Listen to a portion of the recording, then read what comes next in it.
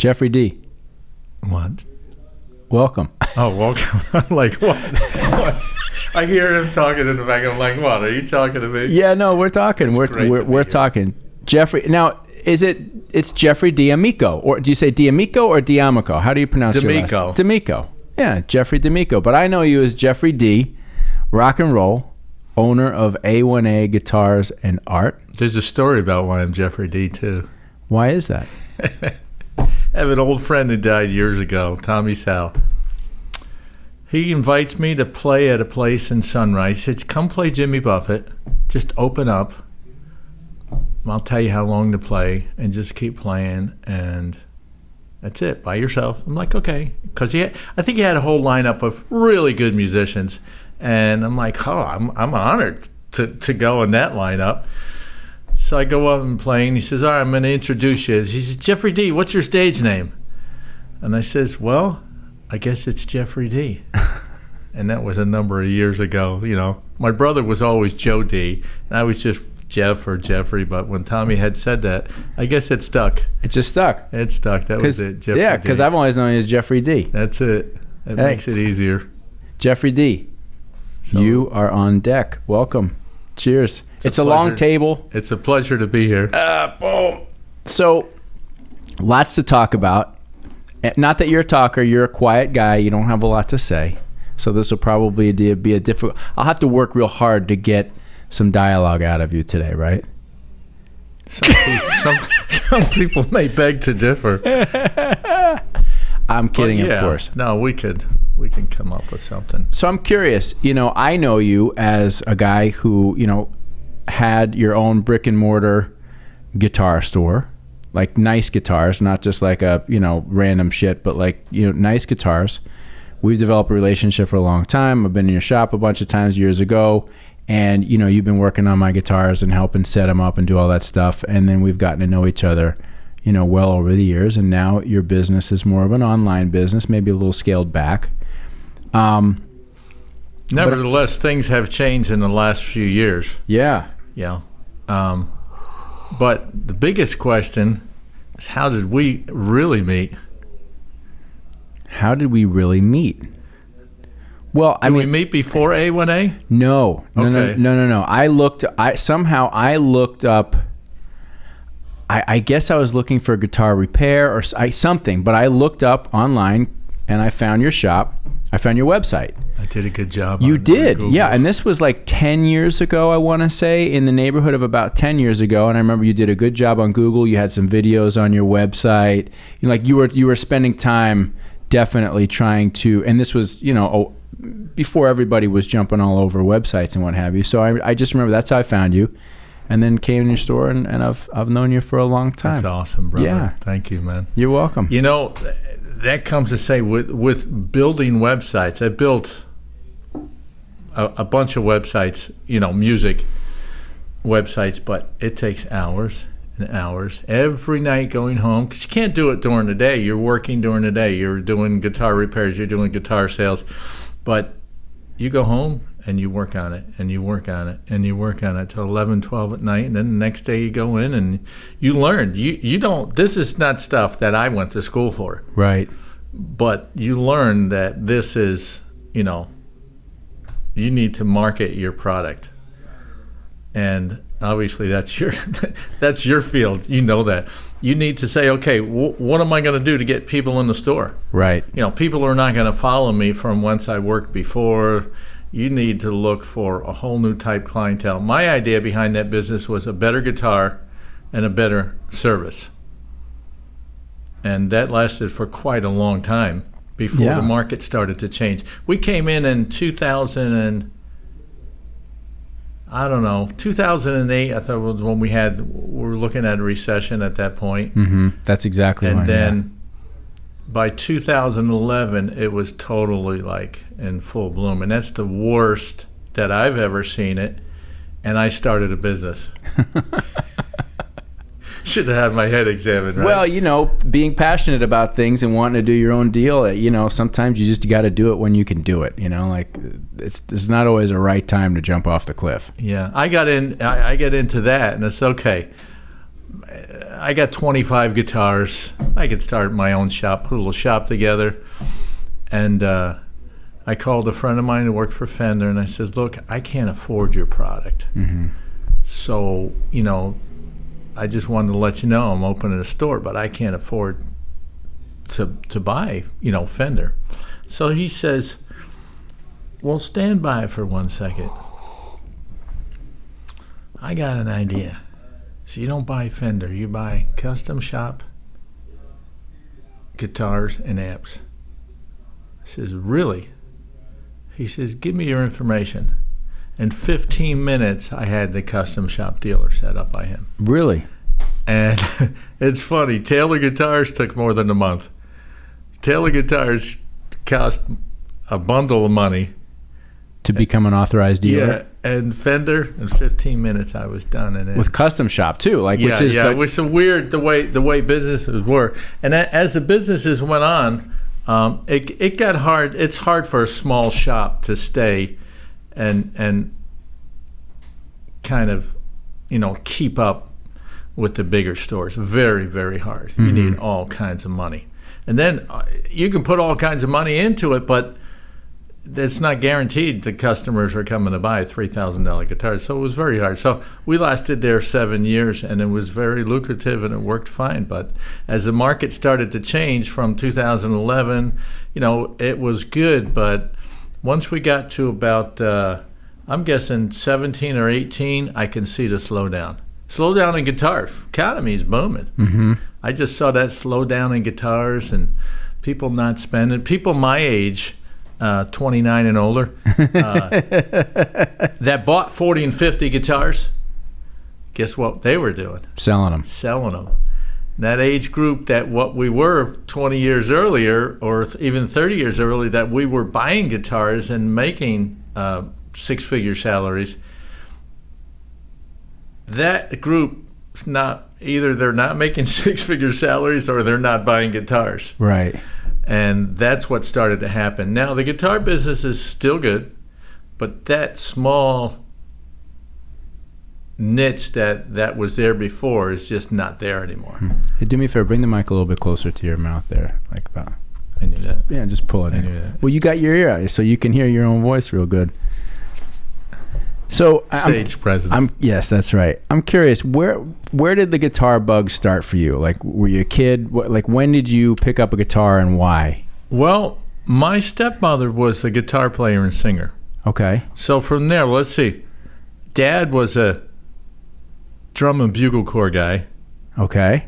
So that was the Garfield Cadets. 1946, 47, 48, they were like the world champions. So he had the music in him. And this is Garfield, New Jersey, yes, right? New Jersey. See, my mom's going to hear this because my mom was really into drum and bugle corps. Now, she was in Park Ridge and Saddle River later. Okay. But her dad was in it. So it'll be an interesting connection. Is Mom in my age group? I'm sorry, Mom, if I asked your age. It's okay. Mom's got a few years on you. Okay. All right. I was born in 59. So, but anyway, my dad would have been born in, I'm trying to think here. If he was 46, 47, so 35, okay. 36. But that would be high school time, I think, for him. Yes. So then, my stepmother was a singer, guitar player. So of course we wanted to do things. Wanted to play guitar. Right. I think my first guitar was like a Sears something that you could hardly play, and the strings were that far. Right. And that goes to say, when I started working on guitars, I said, I'm going to make sure that I don't sell anything where the strings are this far off the frets, and I didn't. Mm-hmm. And I was able to learn how to make that guitar play easy. But in any case, that's kind of where it started, and I started to play at a young age. We all wanted that in the late '60s. We all wanted to play rock and roll, right? And then into the '70s, wanted to be guitar players. But I could never learn fast enough to be a really good guitar player like I am now, because there wasn't anything to learn. We'd buy sheet music, right? $2.25 for Yeah, sheet right. Like music. either about sheet music or you had to go take lessons. I mean, that was pretty much it, right? I don't know how these guys will you look at Ron Wood and Keith Richards and all that. And then, of course, the Beatles. How did they learn? They just had the talent. Mm-hmm. It wasn't much for them to learn. Well, and particularly when you think about like Beatles and Beatles song structure, I mean, those are guys who clearly understand music theory. It's not, they're not just playing three chords and blah, blah, blah. Like most Beatles songs are pretty complex in their chord structure, and then they have like modal changes and the melodies. It's I'm a lot of pretty it's pretty sure George Harrison sophisticated. did not read music. I don't know. Yeah, but yeah, their I'm songs pretty are sure. pretty complex considering how pleasing they are to the ear. You know, they're not simple musical structures, so they definitely learned along Absolutely. the way. Yeah. So the Beatles was big part of what I listened to. You know, the Stones and oldies. People don't know. A lot of people now say oldies. Oh, you're listening to the Rolling Stones. No, you got to go back further than that, which would be the 50s. Time had put out sets that you would buy on TV, and one of them was the oldies, and I would listen to that. It's like, oh, this is good music, and I listened to a lot of that. And then, of course, every concert there was with 100,000 people in the 70s, we went to. Leonard Skinner, Peter Frampton, Rolling Stones, and that was my basic music structure. I think I started working in a band. For a band, I guess I had to be driving because I needed a ride there, so probably 17 years old. And you're driving for a band? Were you playing in a band? Or what was I doing for them? No, the first one was $15 a night to lug equipment. Right.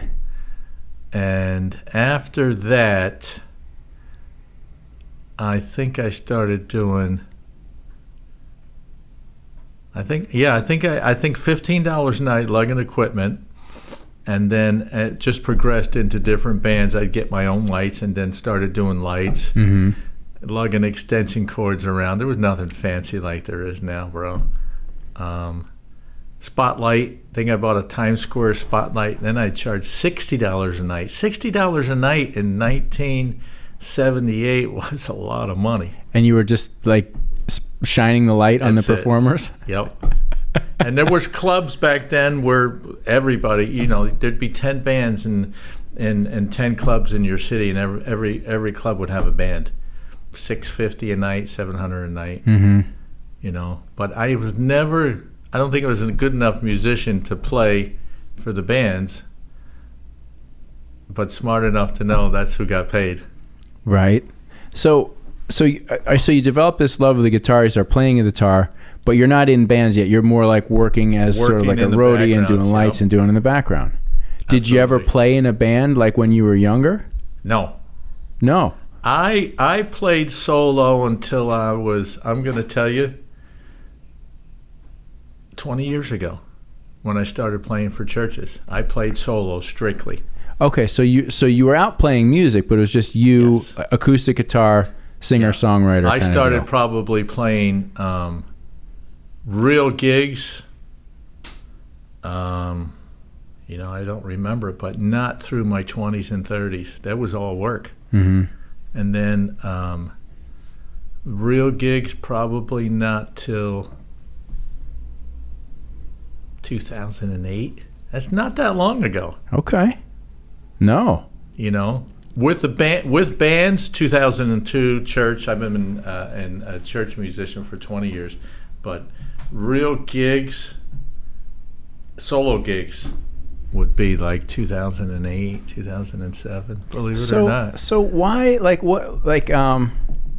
it's interesting because as I know you as a guy who had his own brick and mortar guitar shop, you still do it online. You've been involved in church bands and running live sound and all that stuff. I didn't realize that you were really more of like a technical guy, you know, in terms of the participation with music. I would have thought that you were playing in bands all along, but you were really more doing your own kind of, you know, solo sets. You know, also you have to look at, okay, how much does a musician make? Right. And how much does I don't know. I'd have to choose a job where I made more money at. Well, car dealers. Okay. You know, because you would make a decent amount of money working for a car dealer. Mortgages. We did mortgages for a while. You know, for a long time. Okay. I was a mortgage broker from the 80s. But, you know, that's where the money was. Musicians are not making money. Okay. You know, if you think for 1 minute that I could have bought a house ever right. and been a musician, I don't think so. Wasn't that, okay, so you always had some other more serious, let's call it career financial pursuit, and Yes. music was something that you were doing along the way. Yeah. And that's how I figured out the guys with the money bought all the guitars. Right? And unfortunately, you know, not that musicians can't afford it, but there's a small percentage, like a small percentage of professional athletes that really make the money. And it's the same thing in music. There's a small percentage of people who make that big money or ever make it. Mm-hmm. And that's the unfortunate part. At church, there's very few churches that pay musicians, but Really? they pay the audio engineers and they pay the worship leaders. Really? So if you're in band at any one of these large churches right now, I mean, there's many of them Yeah. that have, you know, full big productions and they have bands. Majority is volunteer. Really? Yeah.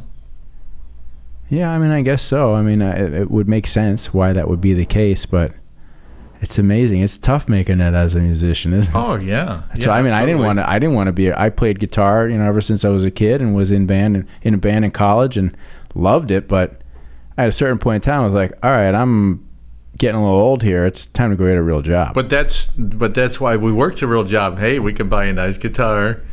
If somebody had a gig, yeah, we'd go do it, but didn't really care if you got paid or not. And that's how we Right. ended up being at church. Is playing okay? So I'm always curious about this because a lot of rock and roll guys end up playing in church, right? And country guys, I guess, as well. Any musicians, or men, women, doesn't matter. But I always wondered if you're coming out of, you know, the way I perceive it, being a musician that was playing in a band, you know, probably playing rock and roll or funk or country or, you know, or whatever it might have been, is going into the church and playing church music, is it anticlimactic, or do you find a new enjoyment? You know, because I guess from my perspective, some of the church music was always a little bit like, it didn't have the energy, it didn't have the, you know, the excitement of rock and roll or something. So I always just wondered, is it sort of just like... Well, when I started, and I'll tell you how I got started in a little bit, it was more of slower type songs. Right. And it has evolved over, you know, the last 20 years, more, you know, heavier rock and roll type sounds. How I got started is my brother called me and says, hey, my boss is bringing a bunch of people down and you're invited to this event in Miami. And I said, all right, what kind of event? Yeah, it's a Christian thing. And I said, no, I'm not going to a Christian revival. It ain't happening for me. Now, I've always believed in God. We were raised up, we're Italians from New Jersey, raised up in the Catholic Church. Nothing's ever changed. Right. God and Jesus Christ has been in our whole lives. But we also had the choice whether or not, as we grew up, do we go to church every Sunday, and do we do maybe what we do now? And no, you change. Right. But our beliefs have never changed. We know there's one God, and we know that, you know, you want to get to heaven, it's through Jesus Christ, and that's never changed. And we know if you do something bad, you're in big trouble. Right. But he said, no. He's paying for it, and we're going to go down. And finally he talked me into it, says, okay, it's because it's your boss, we're going to go down there. So we get to Miami Arena, and we meet up with a guy, and then we go into the arena, and we go check out where the seats are going to be and everything. And it's for 2 days, and I'm like, oh man, what did I get myself into, right? And we have our own little section. I think there were 75 of his friends and whoever. and they had a little section underneath where they had a coach from an intermission. I think they had a coach from like Ohio State come in and give a speech or something. Give a speech to his private group. I'll have to find out and tell you who it was. I don't remember, but it was real good. So I look out up there on the stage and there's drums, and I said, "Oh, they got music?" He's like, "I don't know. That's why we're here." And I was like, "Oh, really?" Well, they have a Christian band come in. Right. Through this whole thing, and I was like, "Oh, this is really good." And his boss bought me the book.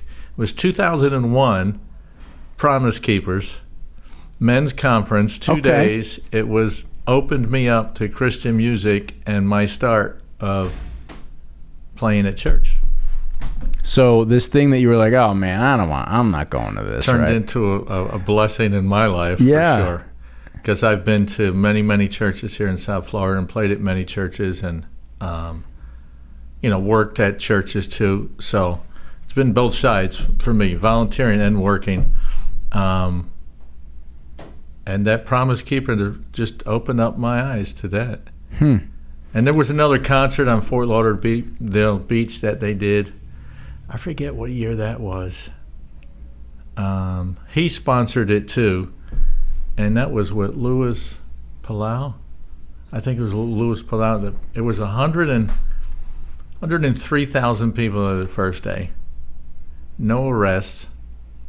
And as we're walking through the crowd, I said to my wife... Great success. Yeah. I said to my wife, "Do you notice anything about this crowd?" I don't know. I said, "Nobody's smoking, and there's no alcohol." And that's how that concert was. It was Beach Fest. Right, okay. And then the next day, we went one night. Next day, we had stayed home. I think it was another 100,000. Very successful, but no smoking, no drinking, no arrests. Interesting. Yeah. But anyway, that was my realm into the Christian music world. And now if you just turn the radio on, it's pretty much everywhere. When we were kids in the 70s and 80s, there were Christian radio stations. I think they even played U2 right on the Christian radio stations. Very few, maybe one far in between. But it's interesting you say U2, because I was sitting here thinking as you were talking about all these, Christian bands and what have you that have come along, and I'm not familiar with many of them, but I've heard some stuff. And there's without a doubt, U2 had a strong impact on a lot of those bands from a sonic perspective. Absolutely. At least what I've heard. There's that similar sound, and certainly while U2 weren't necessarily a Christian band, I mean it's undeniable that faith and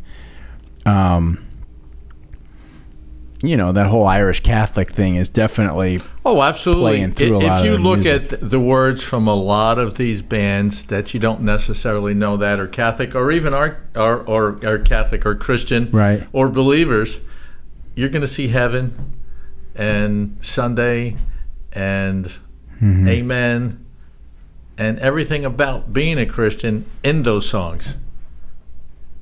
So then usually by that point, even if it's just a country song, somebody's driving down the street or whatever they wrote, but you'll notice that about them. Then you'll find out that these people are devoted Christians. Right. I'm curious, going back to when you were growing up, Italian family in New Jersey. Where'd you go? So Garfield, New Jersey, is that where you're from, or? Yeah, I was born in Passaic. Okay. I don't want to say too much, right? No. Yeah. Somebody looking for you? Yeah, they're still looking for us. But we lived in northern New Jersey, sure, and a couple of different towns, and went to school there. And being Catholic, I remember St. Anthony's Church. So that's as Catholic as they get, right? Right. A and St. Anthony's. Back then they had coffee houses. So that would be an area where the youth would be able to go. They'd have a pool table. They'd have a jukebox. And I would attend those places. And there's not that many people would even go.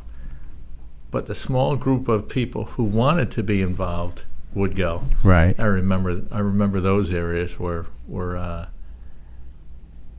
were a way to stay out of trouble. Not that you didn't get in trouble. Just a different option. Different option. Did you? It's funny because so many people. I'm from New Jersey. I didn't know you were from New Jersey, but now that you say you're, it's just like it makes even more sense. Tom, who's our motion graphics director in the office there, he's about your vintage, I would say. He grew up in New Jersey, Italian family from New Jersey. And there's more. We've got like a number of people here all from New Jersey. So somehow we've got like this Northeastern imprint on this agency to quite a degree. And it's always funny every time we have a new person that comes in and is spending time with us, and we find that there's like this New Jersey, everybody's continued connection, Well, we got the New Yorkers coming now. Mm-hmm. I think last month they said 20,000 had changed their licenses. To Florida.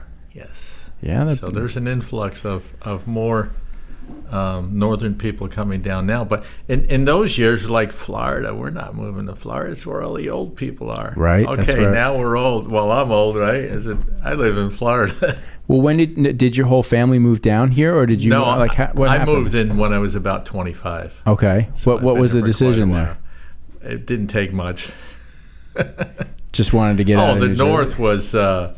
The north was just brutally cold. Right. For Rosanna, the north was brutally cold. She's from Mexico, and it was quite warmer where she lived, and that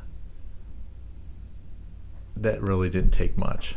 She couldn't take that cold. Now, did you guys meet up in New Jersey? No, we met in Cancun.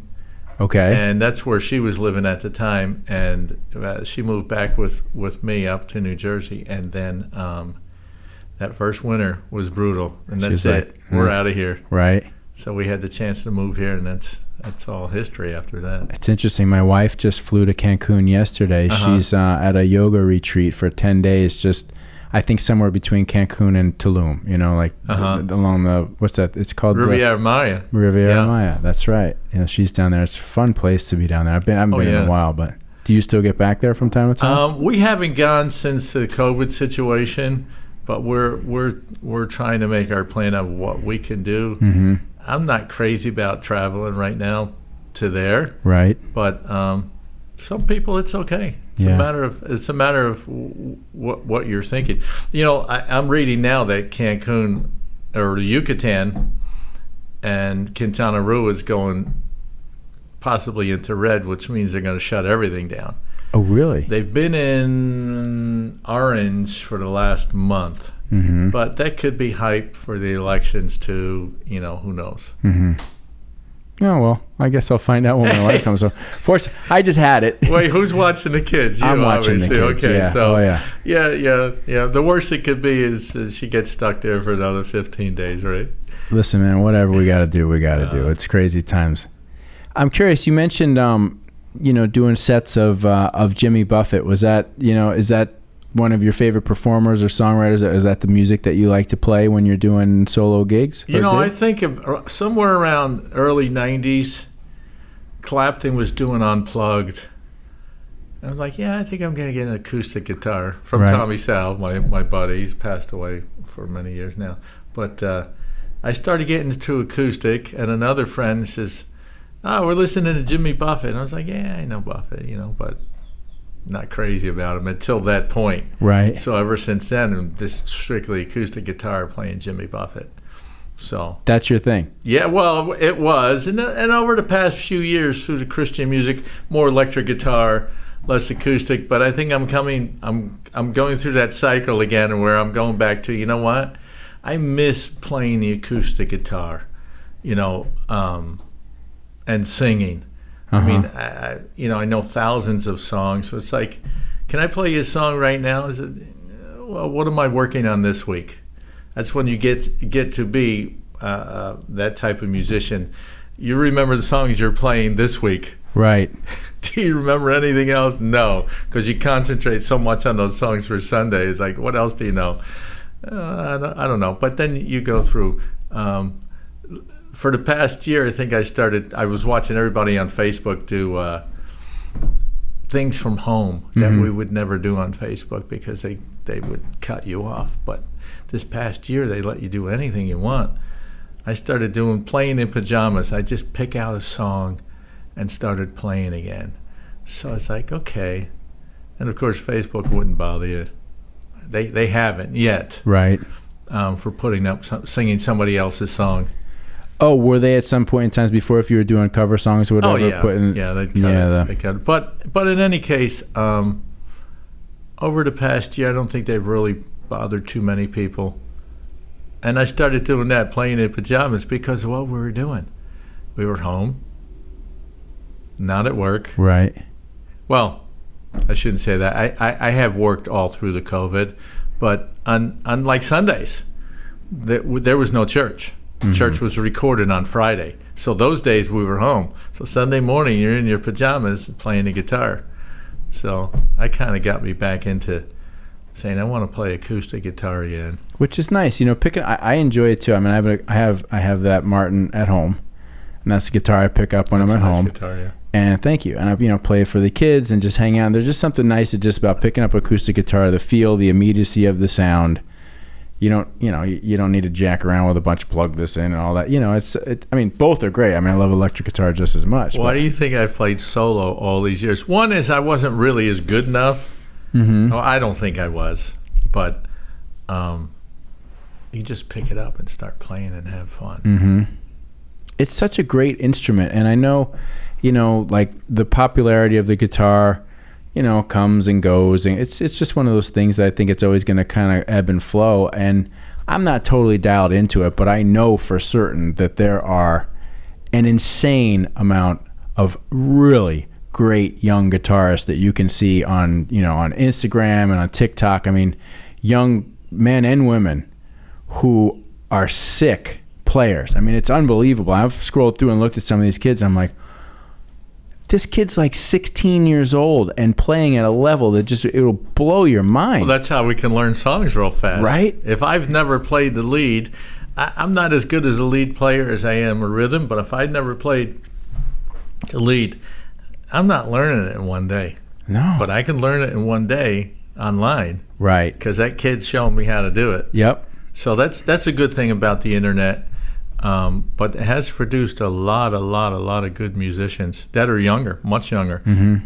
Excuse me. If I had that when I was a kid, I would have been a much better player, or maybe even a studio musician from that time because of the passion that we had for music. Right. But I just could never get that good. There was nobody really around that I knew that would give you lessons, maybe one person. I did start, there was a place in New York City, Paul Simon and his brother owned it. It was called Guitar Study Center back in, it had to have been the early 80s, I guess. Mm-hmm. No, it was in the 70s because I don't think I drove yet. So I would go into the city. I tried to get into, and there was no place else to go unless you would go to college, and I wasn't old enough, right, nor at that point to go into college, but they had a guitar program and a voice program, and the guitar program was full, so I took the voice program. And I never knew anybody who ever went to that school until I owned A1A, probably about 5-6 years ago. I met up with 2 people that actually went to Guitar Study. Said nobody would even know what it was. Right. But it was one of these places that you could go for lessons, vocal lessons, guitar lessons. There was no place else. There's no online. There's no telephones. So you say it was like, I guess, I mean, that's ultimately what you're saying. It was tough to become proficient at something because there was no education for it. Yeah. Unless you took like you said, you went into the city or something. Now, I mean, there's no song that you can't learn. I mean, I know when I'm sitting around, I'm like, I'd like to learn that song. I mean, there's 8 million videos that show you how to play everything. Yeah. I love it. I mean, it's fantastic because I'm more of a rhythm player, not really a great lead player, and it takes me a while to pick up some more intricate stuff, right? If it's I can bang that out all day, but some of the other stuff that's more intricate, I need to be able to see how it gets, not only hear it, but like look and see how somebody plays it. And you can so quickly see that right now, like any song, you can just be like, oh, that's somebody just shows you exactly how to play it, and half an hour later you're up and running. But that's where being a solo player is actually better for Well, for me or somebody who doesn't know that, because you're singing and playing and strumming. Yeah. And why not Jimmy Buffett? There Right. was one right there. Now, Jimmy Buffett's a little bit older now, and he's slowing down, but they're still playing, bro, and people still find it so much fun, and the songs are fun. Now, he's a writer too, so his imagination as for the songs is, amazing, and what he writes about, and that's what makes it fun, and brought his whole claim to fame, which was Margaritaville, of course. I mean, talk about a guy. I mean, he's a billionaire now, isn't he? I mean, he turned I'm sure. he turned. I mean, basically was a singer songwriter kind of kickback dude down in the Keys, right? Mm-hmm. And just turned that into an international, global, brand. I think his story was born in Tuscaloosa or Mobile. I forget. I'm not thinking right now. So he's a golf and then guy. headed down to Miami, and then hooked up a ride with Jerry Jeff Walker to Key West, and then it's all history. The rest is history, huh? Yeah. What's it like, once you worked your way into the whole church music scenario? What's it like? Is it structured? Are the people interesting? Is it God all the time, or what's it like being involved with production? It all of music depends on church? what you're looking at, but the biggest key is that it's all about Sunday. Right. It's all about God and getting to that point. But the music brings people. Mm-hmm. The music brought me into the Christian scene. It's obviously the American Airlines Arena. Right. The music brought me in, and it's never stopped since then. And I think that a lot of people feel that emotion about music, so it brings them to the church.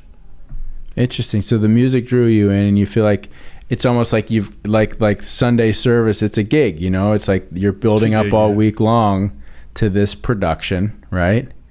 Do the same things happen? Are there nerves before you go on? Do you get in the zone when you're performing and get like a charge out of it, and afterwards are you like, yeah, that was, we did great? Absolutely. Yeah. Absolutely.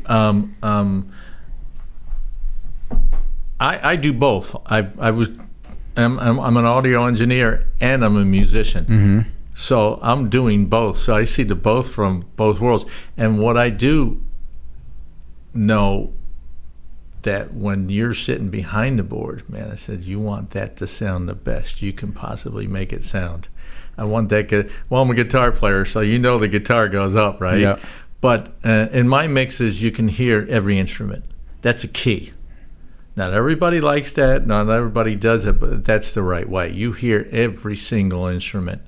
And when I was a musician, I said, when I do more audio, I'm going to make sure you hear that guitar. Mm-hmm. And you can hear those drums, and you can hear the vocals, and you can hear the background vocals, because everybody's a part, and you don't want them hiding in the music. You don't want the sound to be mushed together. You want to be able to hear it. Like when you hear an album, you hear every piece. You hear the guitar here, you hear the drums here. If you picture it like I do, you hear the vocal here, and you say, how did they do that? Mm-hmm. It just doesn't come all at one mush, but they separate the sounds, obviously, through studio. And to do it live is a little bit harder to get that way, but, that's just part of it. Now, being a musician from the other side, you try to turn the blinders on to the sound man. You're like, what's it sound like? It's like, he didn't do a good job. But no, it's a lot of fun. It's fun to watch the people's emotion. I remember doing a Saturday gig once down in Miami, and it was for like a recovery type program. I don't remember what it was, but I remember singing a song and just watching the people. And the other thing is, people look at you on the stage like you're somebody. So obviously you have to act like it. Right. and they're looking for something. So I'm looking through through the audience, and I see a lot of people clapping, and they love it. And then I see a couple of people, you make eye contact, they're just sitting there. And I'm like, oh, that's the guy I need to just keep watching.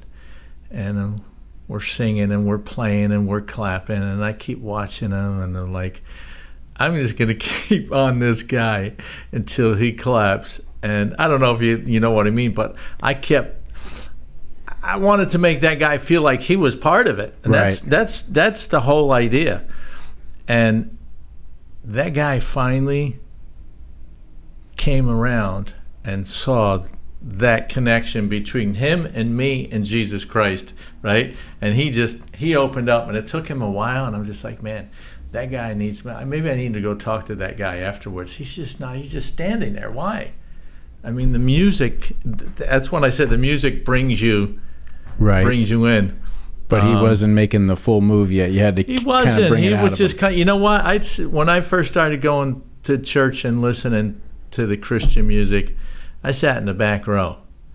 When I joined the band, I sat in the front row. Mm-hmm. There's a big difference there. So, no, but that's the thing, and we have talked about it at church.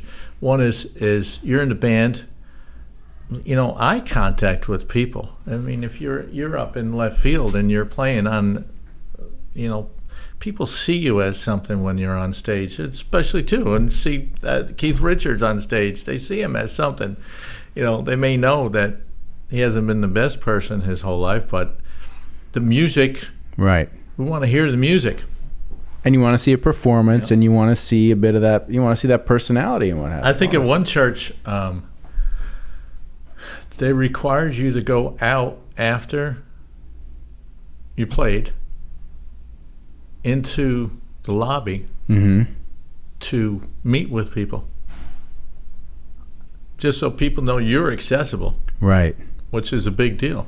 Well, you're a part of the experience. You're representing this experience, and it's like it's an extension of everything that just happened to make people connected to it. I think we used to do gigs. We did Starbucks, Jamba Juice, all these places that people would congregate. We would go there and play, and it's not necessarily play Christian music on those days, right? But as a church group, we would all go. I don't think you ever saw any bands at Starbucks. No, and I'm in and out of Starbucks quite frequently. Yeah, that was a rarity to do. Mm-hmm. We did more than one. What, you know, I've often seen you post a lot on, you know, social media. Don't do life alone, which I think is a cool. Don't do life alone. I've been doing that for years. Yeah, man. Which I think is a cool message. You know, I mean, I think a lot of people make the mistake of feeling like they have to do life alone for some reason, and it is so much easier when you're able to share your joys and successes and/or your problems and burdens with other people. It helps makes you feel better. Time for church. Don't do life alone. Yeah, and I think that's the key. You see a lot of people looking for something when they come to church, right? And there are people there that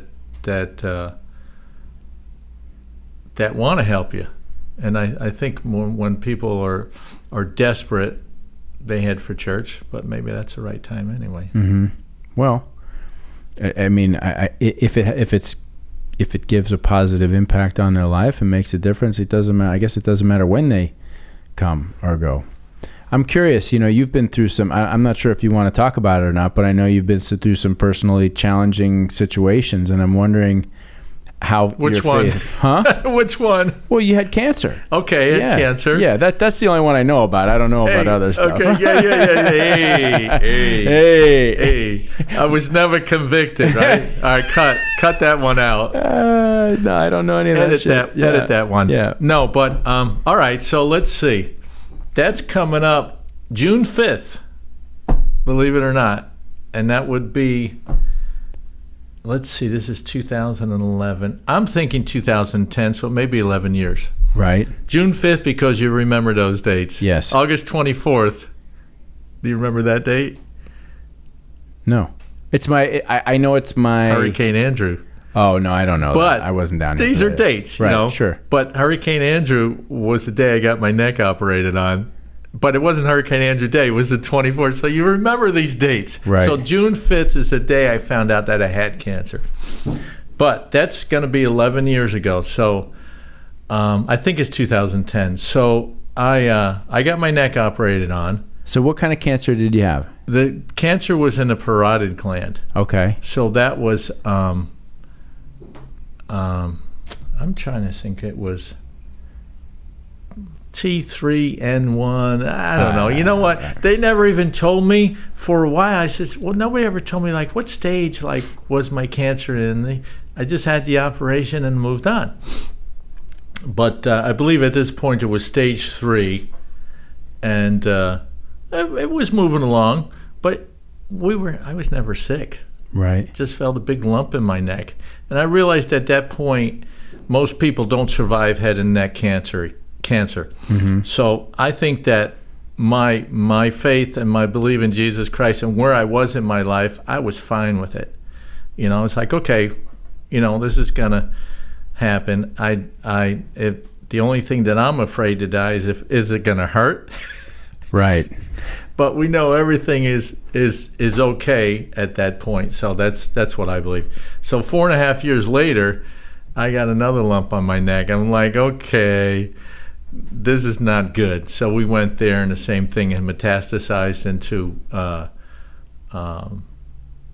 outside of the gland, which was taken out. So at that point in time, we went and did radiation, and I guess that's 5-6 years now, so we're good. God heals. Yeah. So how much do you attribute, first of all, congratulations and good to you for making it through that twice, right? Twice. 2 times. And how much do you attribute just your overall positive mental attitude and spirituality to your ability to face that the right way? I mean, if you're saying, listen, I believe in Jesus Christ. That's 100% there, bro. Yeah. It's all mental, right? There was a gal on Facebook that I knew. It looks like she was going through some cancer issues. Just maybe yesterday, I says, hey, hang in there. God heals. And she had sent me back a message. Hey, I know you were going through this. And I can't remember what the message. I won't look it up now, or mention any names. But she says, "Yeah, I know you're right." So hopefully she'll hang in there too. Yeah, hopefully it's I've mentioned this to you. Cancer took my dad. Yeah. He had pancreatic cancer, which stage 4 typically. By the time you'd even know about it, it's like not much we can do here. But we also have a young lady working here named Dorinda, who we did a podcast with, and she had cancer as well too. Another Jersey girl. She's from Newark. Another Jersey. No, she was not Newark. Excuse me. Oh my God, she'd kill me. She's from. Oh my God. Well, that's where it came from. Newark, Elizabeth, if you remember back in the 60s and 70s, it's all refineries and... Well, yeah, I know. Probably still. I know, but she's going to kill me. What is the city? It's in Jersey, right across the water. You take the tunnel under. I'll think of it in just a second. I'm embarrassed to say because I've been to this city where she grew up in New Jersey a million times. Anyway, really great lady, and she beat it as well too. But I mean, for her too, it was positive attitude. She just had a great attitude through it the whole way and was able to go through through chemo and everything and made it through. And, there's a lot to be said for I didn't do chemo. I did radiation only. And we were going to do it the first time, but I had got some different opinions on whether or not to do radiation. And my one doctor made sense. He says, save the radiation because right now it says you're cancer-free because if you don't and get it back, we don't have any other choices. Mm-hmm. No chemo, nothing for this type of carcinoma. But okay, that's fine. So when it did come back, I'm like, I don't think I'm doing the radiation. And I says, I'm going out to the NAMM show. He's like, no, bro, you're not going to the NAMM show. I was like, what do you mean? He says, because I think that if you don't do this, you might not be around to go to the next NAMM show. And the nurse looks at him like, you just really said that, right? So he says, I've already talked about this to my colleague. All right. So just then Cleveland Clinic was building a new cancer center. Mm-hmm. So I went and met up with a doctor. It was like a meet the cancer center day. They had race cars there. They were taking pictures, see the equipment. Right. So I met the doctor, a very nice guy, and we talked a little bit about it. And he had seen my cancer before, which even my doctor says the only time I ever saw this was my teacher saw this in Puerto Rico years ago, and he said that, you know, I thought that it was like a white elephant, you know, nobody ever seen it. He says, but it's like a white unicorn. So it was pretty rare, but we've never treated it. So the one radiation oncologist did in Ohio. Now they came down from Ohio. Now Maroney's bought 2 machines for the cancer center. I think they put $4.5 million in them, each one. And they were called the Edge. I forgot the name brand. So I was like, okay, we're starting to get my attention. So right. We met the crew, and here comes a guy in a T-shirt like me, and it's like, so you work here? And he's like, yeah. I says, okay, so like, what do you do? He says, I am the physicist. I says, oh, you are? And he's wearing a T-shirt. Like, all right, so tell me a little bit about it. And we started talking, Mm-hmm. and he made me feel very comfortable, just like the other doctor did. And I says, you know, I'm afraid of this, bro. I'm just not. Come with me. So he takes me, and we start walking around in the cancer center and showed me a lot of things. And I says, you know, I'm just not doing this. You're going to put a mask over my face. I'm not liking it. Right. No, I got it figured out. Called a couple of people. He brings out a sample of a mask where it's all open, and the nurses and my brother. We have pictures of my brother Joe trying it on, and they were so nice. I was like, I'm in. So I did the radiation treatment, and I'm clean today. But they made me feel very comfortable. I was either the first patient or one of the first. I think Dr. Gresheva says I was the first, so in the cancer center there. So it worked out for me. We used to go every day. There's nobody there. Right. How could it be nobody there? You just spent $50 million on this place. There's nobody here. You know, but that's my cancer story, and we keep with faith. We keep moving on. Right. You know. So at this stage of your life, you know, you've been around music your whole life. You know, you've had your own business. You still do. You know, I know you're still moving some gear and working in the industry, and you've been in and around the church music scene, and you've survived cancer. You know, at this stage of life, what are the things that you look forward to or enjoy the most? Well, of course, my wife would be one, and my family. So we've spent a little bit more time together over this past week. And I think we're going to move forward with that. I mean, we're in our 60s, so it's going to be, okay, what are we going to do next in our life? Well, I don't necessarily say stop working and retire to the villages. Right. Because you watch that on YouTube, it looks great, right? So, you know, we live here in Davie, and we have our house, and we're happy there. But we say, okay, what's next? And, of course, us is going to be next. You know, again, we've been married 37 years. Congratulations. Thank you. So us is still next.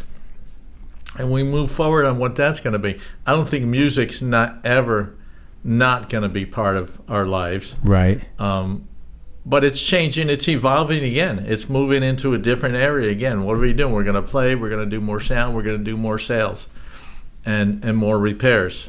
I think I've done more repairs in this past week than I did in the last 6 months.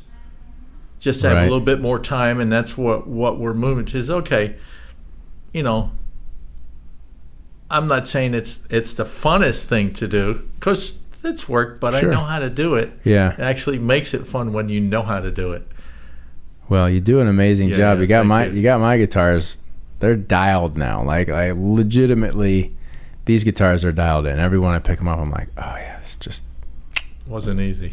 I say that, but no, I actually have fun doing it. But you know, sometimes like, all right, I'm getting paid to do this, but you know what? I made that guitar right. Mm-hmm.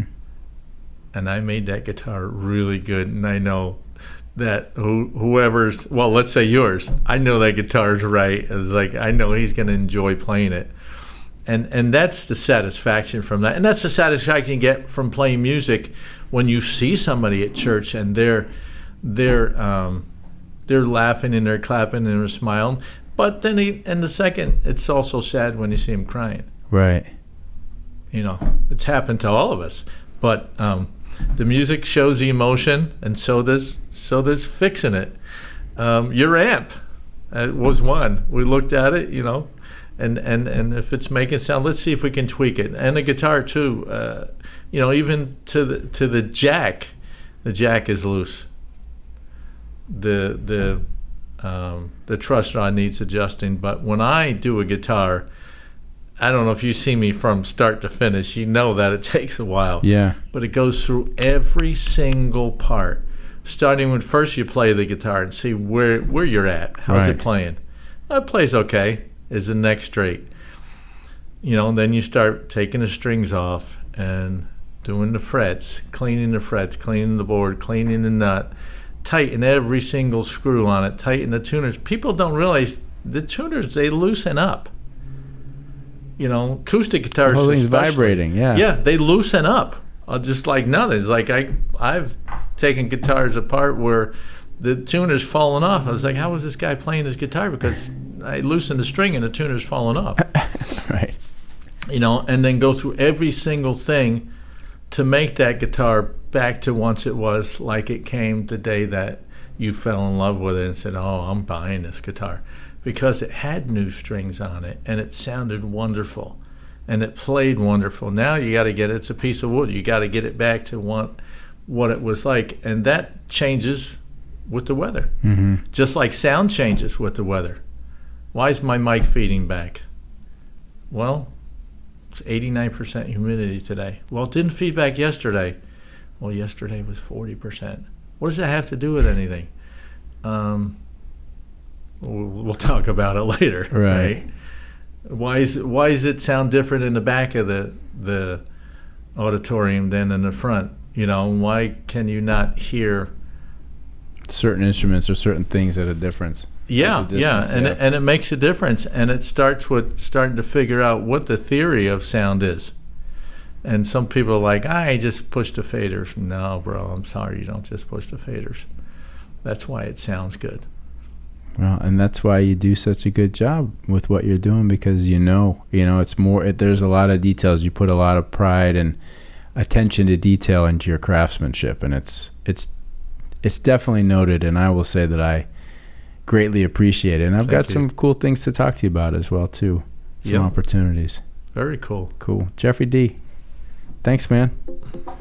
Oh, God bless you, man. God bless you. I'm out of coffee. We need more coffee. This is my last sip, so we'll wrap it up here. We'll go get some coffee, and then we'll see what's next. Peace. Peace.